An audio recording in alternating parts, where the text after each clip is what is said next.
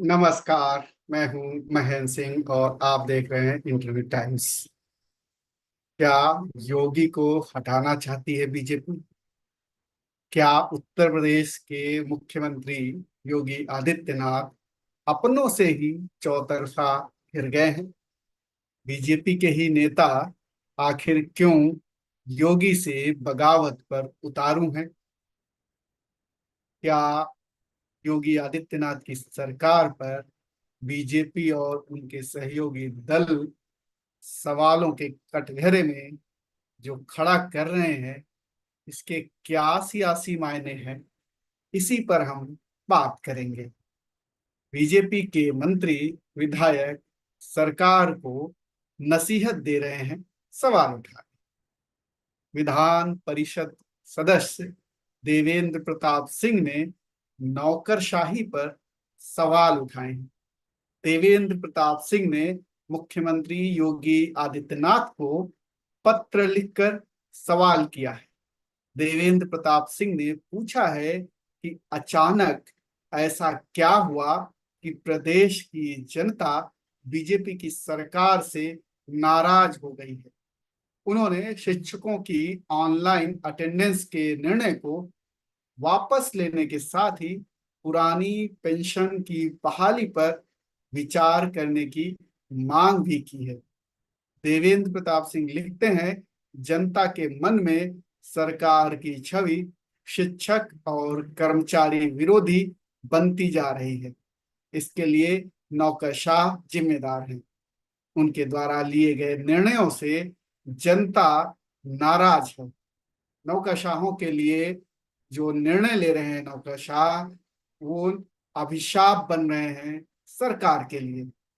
देवेंद्र प्रताप सिंह ने सीएम योगी आदित्यनाथ को सलाह देते हुए पत्र में लिखा है कि आपको नौकरशाहों की साजिशों से बचना होगा। देवेंद्र प्रताप सिंह लिखते हैं कि कई कारणों ने मिलकर 2024 के लोकसभा चुनाव के जो परिणाम आए हैं इतने खराब, उसके लिए बहुत सारे कारण जिम्मेदार हैं, जिनमें से उन्होंने कुछ पत्र लिखकर गिनाए हैं। इसके अलावा पूर्व मंत्री राजेंद्र सिंह और विधायक रमेश मिश्र ने भी भ्रष्टाचार के मुद्दे पर सवाल उठाए हैं। जौनपुर की बदलापुर सीट से बीजेपी विधायक रमेश मिश्र ने एक वीडियो जारी किया है। उन्होंने कहा है कि बीजेपी की स्थिति बहुत ही ज्यादा खराब है। ऐसी स्थिति को देखते हुए 2027 में भाजपा की सरकार बनती हुई नहीं दिख रही है। 2027 में दरअसल विधानसभा के चुनाव होंगे, उसी की तरफ रमेश मिश्र इशारा कर रहे हैं। रमेश मिश्र ने कहा कि 2027 का चुनाव जीतने के लिए पार्टी के केंद्रीय नेतृत्व को बड़ा निर्णय लेना पड़ेगा और उत्तर प्रदेश के चुनाव पर पूरी तरह से फोकस करना होगा। बीजेपी के कार्यकर्ताओं और नेताओं को चुनाव में मन से लगना होगा, ताकि प्रदेश में बीजेपी फिर से सरकार बना सके। इनके अलावा प्रतापगढ़ की पट्टी सीट से विधायक और पूर्व कैबिनेट मंत्री राजेंद्र प्रताप सिंह उर्फ मोती सिंह ने भ्रष्टाचार का मुद्दा उठाया। मोती सिंह का कहना है कि मतदाताओं और बीजेपी कार्यकर्ताओं का सही मायने में सम्मान तभी होगा जब थानों और तहसीलों से भ्रष्टाचार खत्म होगा। मोती सिंह ने तो यहां तक कह दिया कि मुझे यह कहने में संकोच नहीं है कि थानों और तहसीलों में ऐसा भ्रष्टाचार मैंने अपने 42 साल के राजनीतिक जीवन में नहीं देखा। ऐसा भ्रष्टाचार ना कभी सोच सकते थे, ना ही देख सकते थे। ये अकल्पनीय है। जिलों में बिजली थाने खुल गए हैं। एक बल्ब हमने घर में ज्यादा जला लिया तो तुरंत बिजली थाने वाले पहुंच जा रहे हैं। मुकदमा लिख दूंगा कहकर वसूली कर रहे हैं। क्या हम अपराधी हैं? जो हम पर कार्रवाई कर रहे हैं। थानों और तहसीलों का भ्रष्टाचार समाप्त हो, तभी मतदाताओं का सही मायने में सम्मान होगा। मोती सिंह जब ये बात कह रहे थे तो उस दौरान बड़ी संख्या में पार्टी के पदाधिकारी, कार्यकर्ता और मतदाता वहां मौजूद थे। ये बीजेपी के जो बड़े नेता हैं, इस तरीके से लगातार योगी आदित्यनाथ को अपने टारगेट पर ले रहे हैं।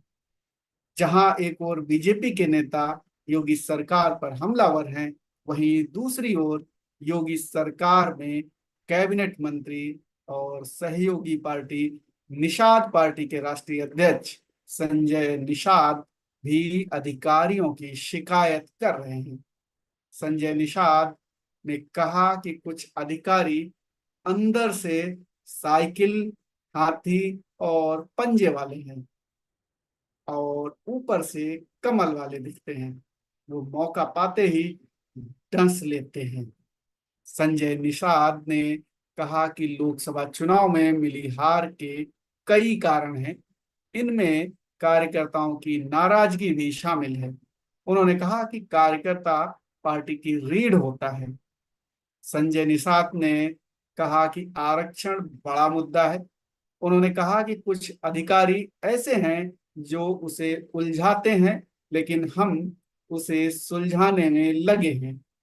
ऐसे अधिकारियों ने निषादों को पिछड़ों समेत अन्य अन्य जातियों में डाल रखा है। संजय निषाद ने कहा कि हम सहयोगी दल हैं। पार्टनर का मतलब होता है कि हम फायदे और घाटे में साथ साथ रहें। अब जब सीटें घटी हैं, उनका लोकसभा की तरफ इशारा था। लोकसभा में जिस तरीके से एनडीए की सीटें घटी हैं, तो उसी को कह रहे थे वो कि आज जब सीटें घटी हैं तो हम घाटे में भी बीजेपी के साथ रहेंगे। संजय निषाद ने कहा कि ये बात सही है कि हार के कारणों पर चिंतन होना चाहिए। हार के कई कारण हैं। इसमें आरक्षण है, निषाद पार्टी को सीटें न मिलना है, और भी कई कारण हैं।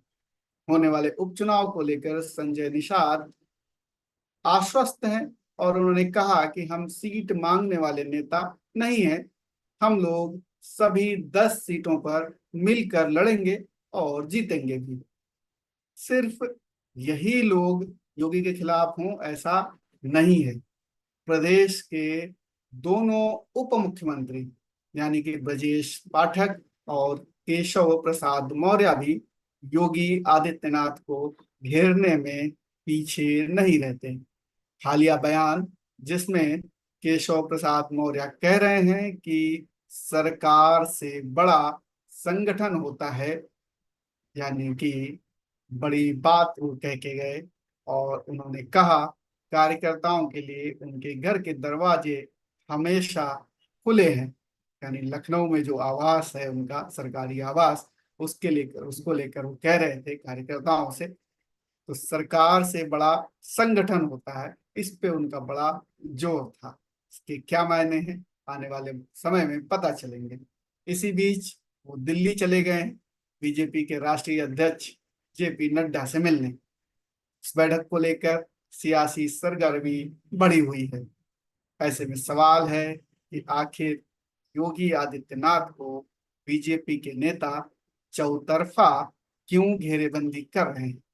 क्या योगी आदित्यनाथ के बढ़ते कद और पॉपुलैरिटी को बीजेपी का शीर्ष नेतृत्व भविष्य के लिए खतरा मान रहा है, या कट्टर हिंदुत्व की राजनीति के दिन अब लद चुके हैं, इसलिए अब योगी आदित्यनाथ उतने महत्वपूर्ण नहीं रहे, या फिर ओबीसी राजनीति अब सभी पार्टियों के लिए जरूरी हो गई है, इसलिए किसी ओबीसी को प्रदेश का मुख्यमंत्री बनाना चाहता है बीजेपी का शीर्ष नेतृत्व।